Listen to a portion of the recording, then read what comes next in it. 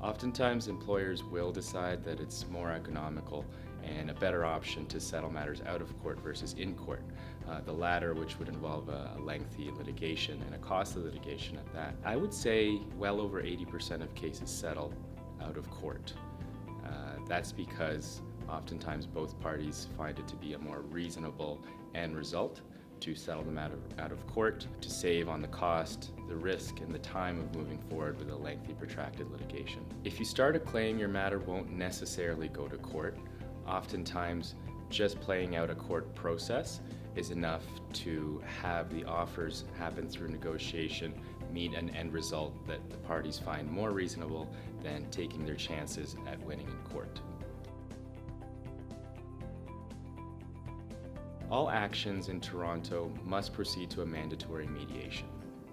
Mandatory mediation involves the parties meeting at a neutral location, oftentimes with the assistance of a neutral, unbiased third-party mediator. The mediator at a mediation is not a judge. The parties are not under oath at a mediation. It's a fairly informal process. Many times the parties find that the results that they are able to obtain at a mediation are better overall than the cost, the risk, and the time that they would have to incur by going to court and getting a result. There's no controlling the judge that you will get in court, whereas through the mediation process, the parties, often through their counsel, will consent to use a mediator. That is definitely within their control. Oftentimes at a mediation, the result that the parties are able to get are more attractive than the result that would otherwise be imposed at court from a judge. Parties at a mediation can come to unique terms. They can create a deal that's very much their own. When a plaintiff decides to go to court and have their claim decided by a judge, they effectively give up control over the outcome of their claim. They may come in having expected odds, but effectively no control whatsoever over what the judge is going to decide. When the parties resolve matters at mediation, number one, they select the mediator on consent. Number two, they can come to terms that are very much their own. And number three, a mediation agreement is very much enforceable, just like a judgment from a judge. So it effectively, from a legal perspective, means the same thing as a judgment.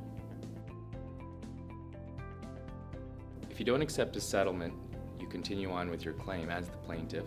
There's no obligation on either party to accept a settlement offer. Once a settlement offer generally is within the range of what a plaintiff believes to be what they could get in court, oftentimes that is the sweet spot to accept a settlement. There's no one definition of what a good settlement offer is. Oftentimes it's joked around by people in the profession that a good settlement offer is one that makes both parties equally unhappy.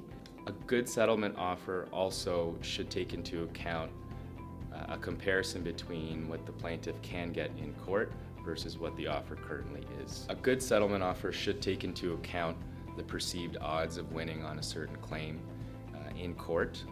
For example, if you believe that you have an 80% chance of winning on a specific claim, then theoretically a settlement offer that is 80% of the value of the total liability should be a good settlement. In a negotiation process, making a counteroffer invalidates an offer that's already on the table. So it's very important for the parties, with the help of an experienced employment lawyer, to assess the efficacy of any given settlement offer. Once a settlement offer is rejected, the plaintiff would proceed with the claim that they have through the court process. It's normal for the offers to continue getting better over time as the court process plays further. In Ontario, and I think in general in Canada, we have a justice system that is generally overburdened and courts that are clogged. That is why we have a mandatory mediation system in several jurisdictions in Ontario, in the hopes that many matters will settle out of court before they end up getting to court, which they often do. There are mechanisms in place in the justice system which reward parties for entertaining very reasonable settlement offers. For instance, a judge may reward parties at the end of a trial who were more reasonable in negotiations through the effect of cost awards.